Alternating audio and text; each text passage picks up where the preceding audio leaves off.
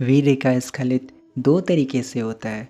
एक वो जो घातक होता है, वह उसी के शरीर से निकलेगा जिसने हस्तमैथुन किया है या बचपन से ही गंदी क्रियाएं करके वीर्य नष्ट किया है। जैसे 12-13 साल का अवस्था है, उस अवस्था में कुसंग के कारण वीर्य का नाश कर रहे हैं, तो कुछ वर्षों तक हस्तमैथुन करने वाला या अन्य गंदी चेष्टा करने वाला यह नहीं जानता कि इसके द्वारा मेरी हानि हो रही है।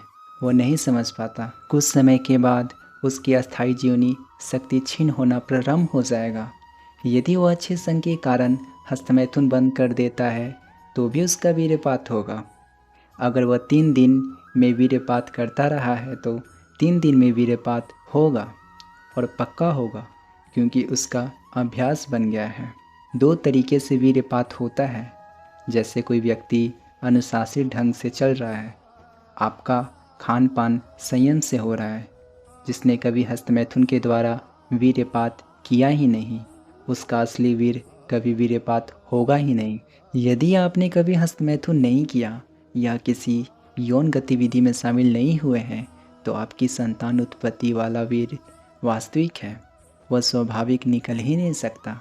यदि आपने मार्ग दे दिया है, फिर उसके निकलने का मार्ग हो गया है।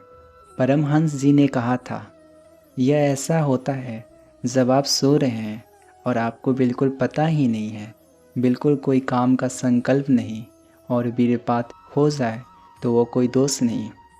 जैसे हम कोई गुड़ बनाते हैं तो उसमें गंदा फेन होता है, ऐसे ही शरीर का यह विकार निकला, ना कि ब्रह्मचर्य नष्ट हुआ। उपासक को इससे परेशान नहीं होना चाहिए। यदि आप हस्तमैथुन करने के आदी हैं और आप इसे बंद कर दिया तो भी बंद नहीं होगा, वो चलेगा। अगर आप ठीक नियम से चल रहे हो तो 6 महीने लगेंगे आपको उसे कवर करने में। सबसे पहले साधक को ये देखना चाहिए कि उनके द्वारा हस्तमैथुन या कोई निंदनीय क्रियाएं नहीं हो रही है। एक हमारे अंदर मान्यता बैठ गई है, वीर्य क्षरण में ही आनंद है। यह साधक को छोड़ना होगा। यदि आपने सपने में स्त्री आदि का संयोग या कोई और घर्षण आदि क्रिया हुई या कोई ऐसी काम उत्तेजना हुई और वीर्यपात होता है, तो यह आपके गंदे विचार पूर्व का अभ्यास के कारण हुआ है।